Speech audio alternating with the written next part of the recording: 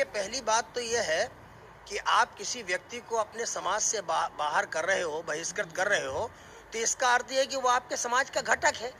आपके ही प्रस्ताव से ये ध्वनि निकल रही है कि वो पहले हिंदू था, हम उसको हिंदू समाज से किन्हीं कारणों से आरोप आदि लगा करके हम उसको बाहर निकाल रहे हैं, उसकी किसी गलती, घोर गलती के कारण।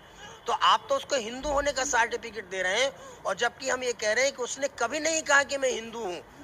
उसका खानदान भी हिंदू नहीं है। माताजी कौन है उनकी, पिताजी कौन है उनके, फिर उनके पिताजी की माँ कौन है, फिर उनके नाना जी कौन है, फिर उनके दादाजी कौन है, ये तो पूरा इतिहास दुनिया जानता है। नेहरू खानदान ये कभी भी हिंदू नहीं रहा, और स्वयं नेहरू जी स्वयं कहते थे, I am accidentally Hindu by birth. मैं बाई बर्थ हिंदू हूँ, लेकिन वो कहते थे कि मैं सभ्यता से कुछ हूँ, संस्कृति से कुछ हूँ, और मैं by by birth accidentally Hindu कहते हैं। तो जब अपने आप को विशुद्ध रूप से वो हिंदू स्वीकार ही नहीं कर रहे, तो उनकी संतानें कैसी हिंदू हो सकती हैं? और अगर वो हिंदू है, ऐसा आप मानते हो कि उसको हिंदू समाज से निकाला है, तो कोई भी हिंदू मनुस्मृति को फाड़ेगा नहीं, कोई भी हिंदू रामायण का अपमान नहीं करेगा, कोई भी हिंदू राम का अपमान नहीं करेगा, कोई भी हिंदू इस देश के गंगा, यमुना, सरस्वती और जो पवित्र तीर्थ है उनके प्रति अनादरित भाव कभी व्यक्त करेगा ही नहीं। इस अर्थ में हम कह रहे हैं कि राहुल गांधी तो कभी हिंदू था ही नहीं, उसको आप हिंदू समाज से निकाल करके अपने प्रस्ताव के जरिए ये सिद्ध करना चाहते हो कि वो हिंदू था, इसलिए हमने उसको निकाल दिया है। मैं समझता हूँ कि स्वामी अभिमुक्तेश्वरानंद जी और उनकी पूरी गैंग इस समय राजनीति कर रही है, और उनका उनका राजनीतिक माइंड सामने आ रहा है।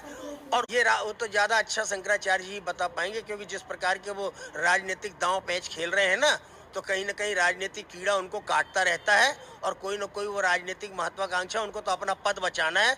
जब पूरे के पूरे 13 अखाड़ों ने अभी मुक्तेश्वरानंद जी का बहिष्कार कर दिया, उन्होंने कहा तो बौखलाहट में अब वो कुछ भी काम कर सकते हैं, कुछ भी कदम उठा सकते हैं बिना सोचे विचारे।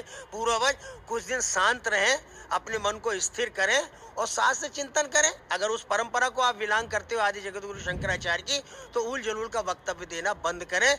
आप कौन होते हैं इस्तीफा मांगने वाले योगी आदित्यनाथ से? हम लोग भी तो वहां बैठे हुए, हम भी तो परिस्थितियां देख रहे हैं। इतना अच्छा सब कुछ इंतजाम रहा, सब कुछ अच्छा कुछ हो गया, और घटनाएं घटना स्वाभाविक है। इस प्रकार के बड़े जब कार्यक्रम होते हैं, तो क्या इसके पहले कुंभ में ऐसी घटनाएं नहीं घटी हैं?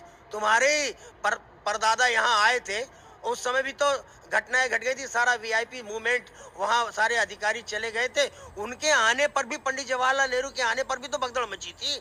तो ये कोई पहली बार तो हो नहीं रहा है, लेकिन इतना आक्रोश व्यक्त कर देना, इतना बोल जाना, इसलिए वो बौखलाहट में कुछ भी कर रहे हैं, कुछ भी कदम उठा रहे हैं। मैं तो विनम्रता पूर्वक उनसे कहना चाहूंगा, स्वामी जी महाराज, कम से कम आप शांत चित्त हो जाइए, शास्त्र अध्ययन करिए, चिंतन करिए, इस तरह की बातों में मत पड़िए। ये राजनीति है, आपको उलझा के दर देगी।